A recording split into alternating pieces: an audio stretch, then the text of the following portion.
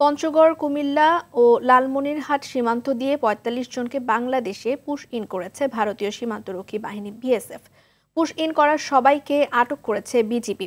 ভোর সোয়া ৪টার দিকে পঞ্চগড় সদর উপজেলার হাড়িভাষা সীমান্ত দিয়ে ভারতের টিয়াপাড়া ক্যাম্পের বিএসএফ সদস্যরা ২১ জনকে পুশ ইন করে। তাদের মধ্যে ২ জন পুরুষ, ৬ জন নারী এবং ১৩ জন শিশু।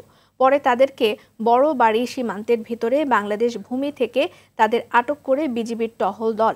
তারা সবাই বাংলাদেশি নাগরিক বলে জানায় বিজিবি ৫৬ ব্যাটালিয়নের অধিনায়ক লেফটেন্যান্ট কর্নেল শেখ মোহাম্মদ বদরুদ্দোজা। এদিকে কুমিল্লা সদর উপজেলার গোলাবাড়ি সীমান্ত দিয়ে ১৩ বাংলাদেশিকে পুশ ইন করে বিএসএফ। বিজিবির টহল দল তাদের আটক করে। অপরদিকে রাতে লালমনিরহাটের পাটগ্রাম উপজেলার গাটিয়ার ভিটা সীমান্ত দিয়ে ১১ জনকে পুশ ইন করেছে বিএসএফ।